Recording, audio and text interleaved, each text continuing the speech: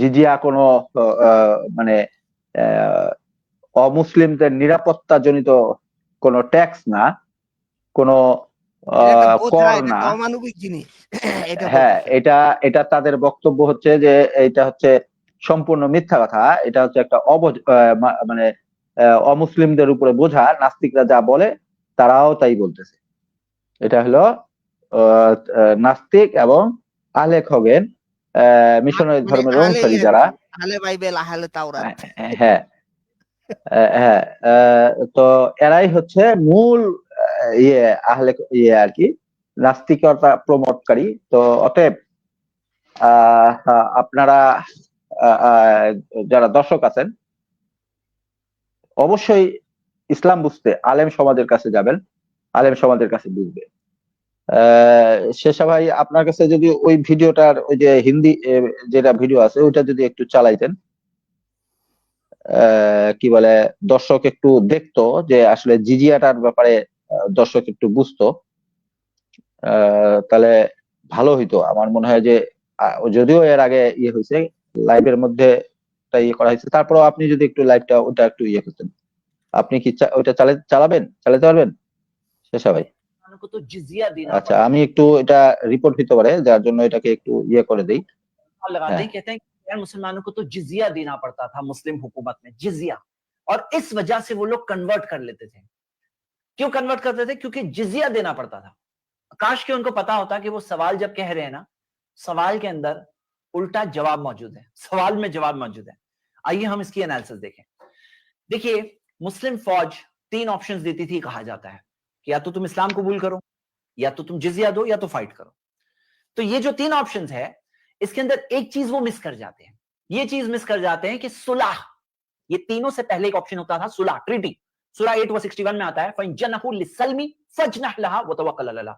अगर वो सुलह चाहते हैं तो तुम भी सुलह चाहो और भरोसा अल्लाह पर करो। अगर वो सुलह चाहते हैं तुम भी चाहो, भरोसा किस पे करो? अल्लाह पर करो। तो ये चीज वो लोग मेंशन नहीं करते हैं जो कहते हैं कि तीन ऑप्शन से पहले बात होती थी सुलह। और इसकी मिसाल खुद आप देख सकते हो, मोहम्मद सल्लल्लाहु अलैहि वसल्लम ने जो मदीना में यहूदियों के साथ सुलह की थी, मक्का के मुश्रिकों के साथ हुदैबिया में सुलह की, मिसाल प्रैक्टिकल मौजूद है। अब आइए, ये सुलह के अंदर अगर सुलह हो गया अलग बात है, सुलह नहीं हुआ, जंग पे बात आई, तो 3 ऑप्शन होते थे जो हम देखते हैं सही मुस्लिम की हदीस है कि 3 ऑप्शन।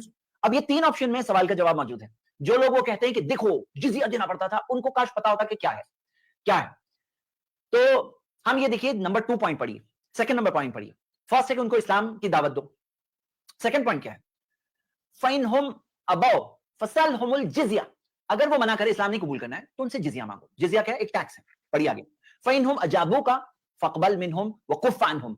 अगर वो दे दे तो फिर एक्सेप्ट कर लो और अपने हाथों को रोको, यानी कि कुछ नहीं होना चाहिए उनको, यानी कि उनका रिलीजियस फ्रीडम बरकरार रहता है अगर वो जिजिया एक टैक्स पे करे। अब ये कहा जाता है जिजिया बहुत ज्यादा हुआ करता था, बहुत ऑपरेसिव होता था। आइए एनालाइज करते हैं। तो यहां पहली बात तो हमें पता चल गई कि जिजिया का मतलब ये है कि तुम ये टैक्स पे करो और तुम्हारा रिलीजियस फ्रीडम है, तुम जो मजहब पे हो वो मजहब पर रहो, तुम्हारा रिलीजन फॉलो करो, लेकिन एक स्मॉल टैक्स पे करना है। अब उनको ये नहीं पता है कि जिजिया किससे लिया जाता है। मुवत्ता इमाम मालिक में हदीस है, आप ये देख सकते हैं, सारे हवाले नीचे लास्ट लाइन में दिए हुए, अरबिक हवाले और इंग्लिश हवाला। जिजिया अडल्ट पर्सन से लेना है, मतलब छोटों से नहीं लेना है, बच्चों से नहीं लेना है, आजाद से लेना है, यानी गुलाम से नहीं लेना है, सेन से लेना है, सेन से यानी जिसकी अकल सलामत हो, यानी कि पागल से नहीं लेना है, और एबल बॉडीड मेल से, मर्दों से लेना है, वो भी एबल बॉडीड, यानी कि बुजुर्गों से नहीं लेना है, यानी कि हैंडीकैप लोगों से नहीं लेना है, औरतों से नहीं लेना है जिजिया। ऐसे मॉन्क्स होते हैं, हर्मिट्स होते हैं, पुअर होते हैं, बीमार होते हैं, ये सबसे जिजिया नहीं लेना है। किससे लेना है? एबल बॉडीड मेल से लेना है। अब कितना जिजिया है वो देखने से पहले एक बात देखिए कि मुसलमानों को एक्चुअली ज़कात देनी पड़ती है। मुसलमानों के लिए क्या कंपलसरी है कि वो ज़कात दे। और ज़कात जो फंड है ना, ये कुरान की आयत है, सूरा 9 वर्स 60, 8 कैटेगरीज में डिस्ट्रीब्यूट होता है। पूरा एक वेलफेयर स्टेट का सिस्टम है। लिल फुकरा, फकीरों के लिए, वल मसाकीन, नीडी के लिए, यानी जरूरतमंदों के लिए, वल आमिलीन अलैहा, जो ज़कात फंड एडमिनिस्ट्रेशन के ना जो अपॉइंटेड लोग होते हैं उनके लिए, वल मुअल्लफती कुलूबहुम, जिनके दिल इस्लाम की तरफ माइल है, हां, उनके लिए, और वफ़िर रिकाब, गर्दन आजाद करने, यानी गुलामों को आजाद करने के लिए, वल गारिमीन, जो कर्जे के बोझ में है, जो कर्जे के बोझ में, वो गरीब और मिस्कीन नहीं है लेकिन कर्जे के ना दबे हुए, उनके लिए, वफी सबीलिल्लाह, इन दबे अल्लाह, और वब्न सबील, मुसाफिर के लिए। तो ये सब, ये 8 कैटेगरी से पूरे वेलफेयर स्टेट का सिस्टम है। कौन देगा? लेकिन ये इबादत है। ज़कात जो होती है ना, इबादत है, और इबादत जो है ना मुस्लिम करते हैं। तो ज़कात किसको देना है? मुस्लिम को देना है।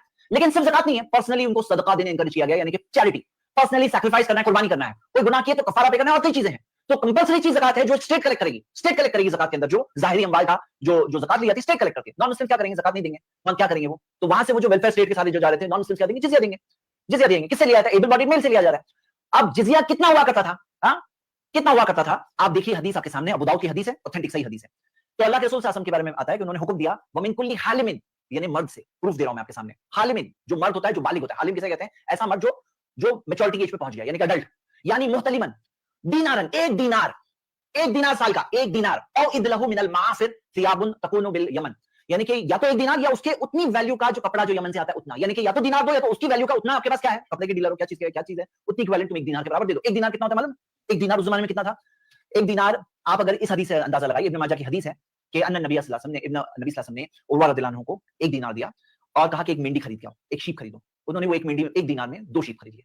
फिर एक शीप को एक दिनार में बेच दिया और वापस आए एक दिनार और एक शीप लेकर, एक मेंढी लेकर, एक शीप लेकर, एक दिनार लेकर, और नबी सल्लल्लाहु अलैहि वसल्लम को दिया। नबी सल्लल्लाहु अलैहि वसल्लम ने उनके लिए दुआ की कि अल्लाह उन्हें बरकत दे। यानी एक दिनार की वैल्यू इतनी थी रफली कि एक शीप, एक मेंढी आती थी, एक मेंढी एक शीप, साल में एक बार। आपको पता है मुसलमान साल में एक बार जो कुर्बानी करते हैं ना, वो तकरीबन एक मेंढी कम से कम, हाँ, जो एक शख्स को कहा जाए फैमिली की तरफ से कम एक मेंढी को कोई करे, तो ये क्या है, ये कुर्बानी। और ज़कात कंपलसरी है, हाँ, तो ज़कात कंपलसरी है, ज़कात के अलावा दूसरी चीजें हैं। तो आप कंपेयर करिए उमर रज़ियल्लाहु के टाइम पर उन्होंने क्या देखा कि बाज़ एरिया ज्यादा खुशहाल है, ज्यादा वो है, रिच है, तो उन्होंने क्या किया कि 4 दिनार कर दिया वो लोगों के लिए जहां पे गोल्ड की करेंसी चलती थी, और 40 दिरहम जहां पे सिल्वर की करेंसी थी, और जो गरीब इलाके वहां पे 1 दिनार रखा उन्होंने। तो हम देखते हैं 1 दिनार और 4 दिनार दोनों के बीच में उमर रज़ियल्लाहु के जमाने में मिलता है। इन शॉर्ट एक लो वैल्यू ही रखी जाती थी, एक कम वैल्यू ही रखी जाती थी जो इजीली अफोर्डेबल है। देखो आप ये देखोगे, ये टैक्स का सिस्टम कई कल्चर्स में चलता है। ये क्या होता है ना, वो टैक्स के अंदर वो रकम बड़ी चीज नहीं होती है कि आप एक हुकूमत को एक्सेप्ट कर रहे हो, वो आपकी एक्सेप्टेंस है, ये चीज उसके अंदर असल होती है। हाँ, और एक और चीज आप देखोगे, इब्न अबी नजीह वो फरमाते हैं कि उन्होंने मुजाहिद ताबी से पूछा कि क्या वजह है कि अहले शाम से 4 दिनार लिया उमर रज़ियल्लाहु ने और अहले यमन से 1 दिनार लिया। तो मुजाहिद कहते हैं कि उनकी आसानी के लिए किया गया। सही बुखारी के अंदर हदीस नंबर 3156 है, ऊपर ये बात दी गई है। तो ये ताबीन के जमाने में, उमर रज़ियल्लाहु के जमाने की बात है कि 4 दिनार कहां से लिया? शाम, सीरिया वालों से, और यमन वालों से, यमन जो साउथ में है, 1 दिनार लिया, उनकी हालात के हिसाब से, उनकी सिचुएशन के हिसाब से। अब एक और बात कि कोई गरीब गैर मुस्लिम हो तो उससे जिजिया लिया नहीं जाएगा, बल्कि उसकी मदद की जाएगी। आपको किताबुल अमवाल कासिम बिन सलाम ने एक रिवायत को जमा किया है कि उमर रज़ियल्लाहु एक गरीब शख्स के पास से गुजरे और उसको देखा कि वो मोहताज था, तो उसको उसकी हेल्प करने का हुक्म दिया, उसकी मदद करने का हुक्म दिया। तो यानी कि जिजिया सिर्फ ऐसा नहीं कि लिया जाएगा, कोई गरीब शख्स है, उसको क्या वेलफेयर स्टेट है, उसके अंदर सारे रहने वाले लोगों का ख्याल रखा जाता है, क्या उनका ख्याल नहीं रखा जाएगा। और इब्न क़य्यिम रहमतुल्लाह कहते हैं कि जायज नहीं है कि कोई नॉन मुस्लिम को जिम्मेदार किया जाए कि वो जिजिया देना होगा उसको, अगर वो कैपेबल नहीं है, उसके अंदर इस्तिताअत नहीं है, यानी कोई गरीब है, उसको फोर्स नहीं किया जा सकता, उसको टॉर्चर नहीं किया जा सकता, उसको जेल में नहीं डाला जा सकता कि गरीब है तुम्हें देना पड़ेगा। तो जो बातें कहानियां लोग बयान करते हैं उसकी कोई बेसिस नहीं, उल्टा इस्लामिक फिक्र की किताबों में इसको ओपोज किया गया। हाँ, इब्न क़य्यिम ने अपनी फेमस किताब अहकाम अहलुल ज़िम्मा के अंदर इस बात को एक्सप्लेन किया है। और ये चीज के मकसद क्या होता था ना, हिफाजत। आप ऐसे केसेस देखोगे जिसके अंदर मुस्लिम फौज को जब रिट्रीट करना पड़ा तो उन्होंने लिए हुए जिजिया को वापस दिया कि हमने आपसे जिजिया लिया था, अब हम आपको डिफेंड नहीं कर सकते, आपको वापस दे रहे हैं। यानी उनको ये डिफेंस फ्री में मिलता था। डिफेंस इसका मकसद था कि सारे एक्सटर्नल एग्रेशन से सिक्योरिटी के लिए, पता है आपको, हम सब कंट्री में रहकर सेफली काम कैसे कर रहे हैं, क्योंकि पुलिस अपना काम कर रही है, आर्मी अपना काम कर रही है, तो सब लोग अपने सेफ्टी अपना काम करते हैं। तो ये क्या होता है कि डिफेंस उसके मकसद था। मुस्लिम आर्मी रिट्रीट हुई, उन्होंने लिए हुए जिजिया को रिटर्न भी किया। और आप खुद सोचो, इस बात से समझो कि जूस क्यों मुस्लिम कंट्री में रहना पसंद करते थे। आप देखिए आर्टिकल, द जूइश क्रॉनिकल का आर्टिकल है, इस्लाम सेव ज्यूरी। हाँ, ये जूइश रिलीजन को, जूइश लोगों को जैसे कि मुसलमानों ने सेव कर दिया, क्योंकि वो कहां रहना पसंद करते थे? मुस्लिम कंट्रीज में रहना पसंद करते थे। अब आप बताओ, अगर मुस्लिम कंट्रीज में इतना बुरा हाल था सचमुच जैसे लोग बोलते हैं, तो क्यों वो रहना पसंद करते थे? ये झूठी बातें, प्रोपेगेंडा इजी है, कोई भी बात देख के समझ सकता है। तो फाइनली बात ये है, दीन में जोर जबरदस्ती नहीं है, जिजिया के नाम से भी जबरदस्ती करने की कोई ताकत नहीं है। और जिजिया का वजूद बल्कि इस बात की दलील है कि अपने मजहब पर तुम कायम रह सकते हो, तुम अपने रिलीजन को फॉलो कर सकते हो, तुम पे जोर जबरदस्ती नहीं की जाएगी और इसके अंदर दिया जाएगा, मतलब तुम्हारी हिफाजत की जाएगी। तो ये मैंने इस ताल्लुक से, जिजिया के ताल्लुक से भी आपके सामने प्रेजेंट किया। इस माहौल के अंदर जो नफरतों के अंदर लोग फैले हुए हैं, नफरतें फैलाई जाती है, ये इस मकसद से मैंने स्प्रेड किया आपके सामने कि लोग एक फेयर बात कर सकें, इंसाफ के साथ बात कर सकें। और मेरे ब्रदर्स एंड सिस्टर्स, यहाँ पे असल बात यही है कि ऑब्जेक्टिविटी हमारे अंदर से जानी नहीं चाहिए, इंसाफ हमारे अंदर से जाना नहीं चाहिए।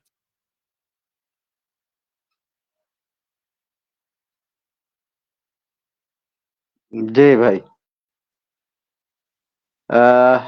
দর্শক শুনলেন আপনারা, আলোচক ভাইরা আপনারাও শুনলেন যে দেখেন জিজিয়াটাকে কিভাবে ইয়ে করা হয়েছে, হ্যাঁ। আর এই যে এই গর্ধপরা নাস্তিকদের দাবিকে খণ্ডন করতে যায়, কোরআনের আয়াতকে বিকৃতি করে দিচ্ছে, খণ্ডন করতে যায় ওরা, ওদের বক্তব্য যে ওরা কোরআন নাস্তিকদের দাবিকে খণ্ডন করতেছে, বাস্তবে কিন্তু ওরা নাস্তিকতাই প্রমোট করতেছে। এটা হলো মূল বাস্তবতা। জি ভাই, কেউ কিছু বলেন যদি বলেন।